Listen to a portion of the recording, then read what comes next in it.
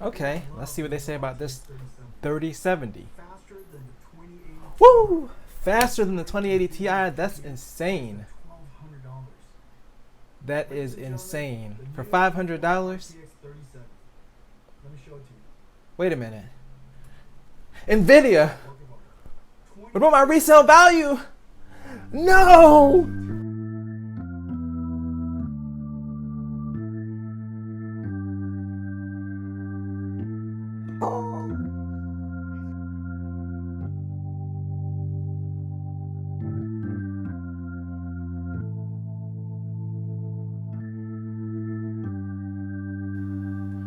We're gathered here today to pay rest to the used GPU market as Nvidia, with one card, has single-handedly murdered the whole market.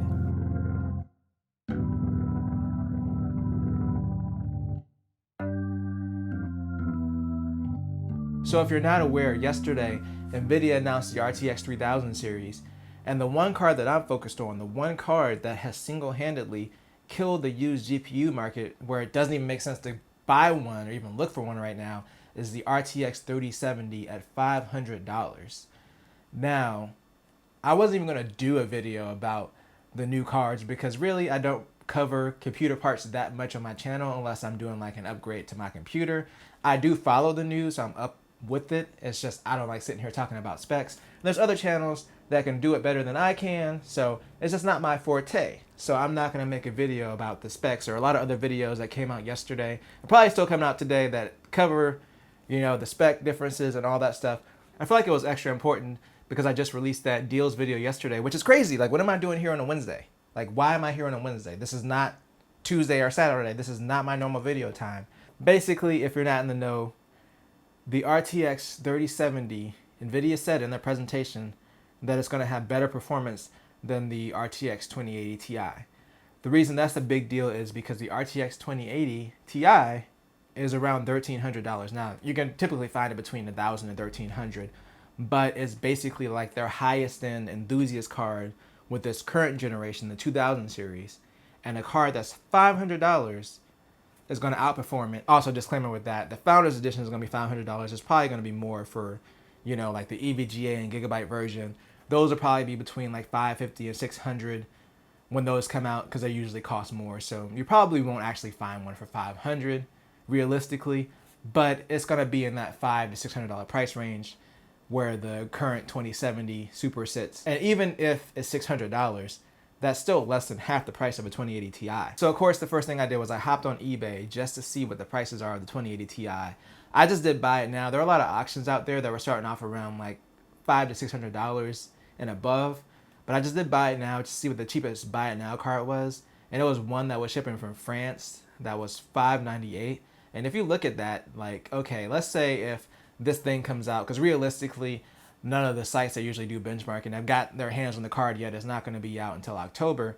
But let's say if the benchmarks show that the 2080 Ti is still slightly faster in a lot of games. If that card comes out and even if it doesn't perform as well, but it's almost as good, unless the 2080 Ti is $100 to $200 off, it still doesn't make any sense to buy just because when you buy it, you're getting newer architecture, you're getting improved ray tracing performance, you're also getting the new RTX features. When I talk about like the technology difference, the one thing with the 3000 series that stood out to me is they're going to have a controller that decompresses data directly from the hard drive. So that means that if you have an SSD, it's going to decompress the data directly from the SSD, which as long as the game is built to take advantage of it, it's going to give you way faster load times than what's possible on any of the previous series graphics cards where the other components in the computer are doing the decompressing and then sending the data to the GPU, and it just takes a lot longer. So that's why, like right now, if you pop in an SSD, even if you put a game on an SSD, it might load a little bit faster, like a few seconds, but you're not seeing a marginal difference because the games and the hardware just haven't been designed to do that up until this point. And speaking of that, this is Nvidia like matching and probably exceeding the new consoles before they come out or around the same time they come out, because before I was like, there's no way that with the current ray tracing cards, they're not going to outperform the consoles. Like if they can offer ray tracing at a stable frame rate at a higher than 1080p resolution, they've already won. But like Nvidia releasing this card and like putting their mid-range at the same performance as their previous like highest end consumer card, it makes sense. This is how they're going to compel people to stick with PC gaming over buying one of the new systems. It's crazy. The whole point of this video is to say, don't get tricked on the used market right now. Like if you see a 2080 Ti and it's like $700, don't think to yourself like, oh, that used to be $1,300. This is an amazing deal.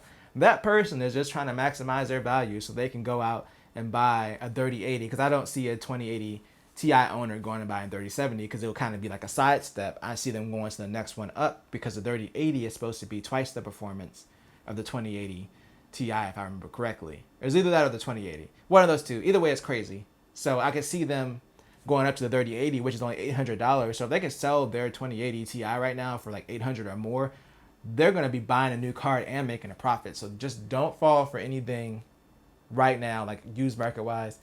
And I'm sticking to the 2080 Ti, like as far as what I was looking for, because if we're looking at the 3070 and that's going to be the bar for performance, anything below that, you definitely shouldn't buy right now. Like, for instance, this 1080 Ti, I got this for about $500 2 years ago, which at the time was a good value because when I compared it to the 2080, in a lot of cases it surpassed its performance, and not caring about ray tracing, I was like, you know, if I can save $200 and get this card, I'm going to get it. It made sense. But right now with the performance gain, which is awesome for anybody who's in the market for a card in the next upcoming few months or, you know, year, is outstanding. But like, yeah, it kind of invalidates everything else in the used market. Like, considering that the value of a 2080, I'd say in my mind, if I was buying it, would be less than $500, probably like a 400 around there or below, like a little bit below, maybe like 375, as long as this new card performs. A 1080 Ti, you know, I wouldn't even spend more than $200 on it. I just wouldn't buy it at all, honestly. Like right now, just don't buy it at all, because Nvidia is going to release like a lower end card. The next one's probably going to be the 3060. And if the 3070 is performing or said to perform at a level of the 2080 Ti, the 3060 could very well be better or on par with a 1080 Ti or a 2080 Super, and it'll be like within that $400 to $500 price range. And then of course there's going to be like possibly I don't know what they're going to do with, if they're even going to do non-ray tracing cards this time, like the 1650 or whatever.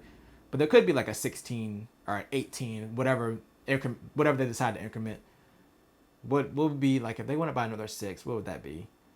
2250 or 2260 Ti, whatever ridiculous non-RTX numbers they have. So the price to performance for this generation is just insane. So everybody knows not to buy a new GPU, but I just want to make it clear not to buy a used one either, because someone like me who's usually very budget oriented, I'm usually ready to just hop all over the deals, like especially when the new GPUs come out. I'm like, ooh, I can get this old one for however much. But like, this is one of those cases where buying used makes no sense. And as someone who just bought an RTX 2070 a few months ago for $380, I have some life decisions to think about.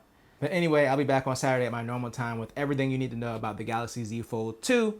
So make sure to subscribe so you don't miss it. And as always, if you enjoyed this video, make sure to tell a friend, tell a coworker, like, share, comment. I want those interactions, and I will see you on Saturday. Peace. Why? It was so young. It was only like 4 years old. It shouldn't have to die in this way.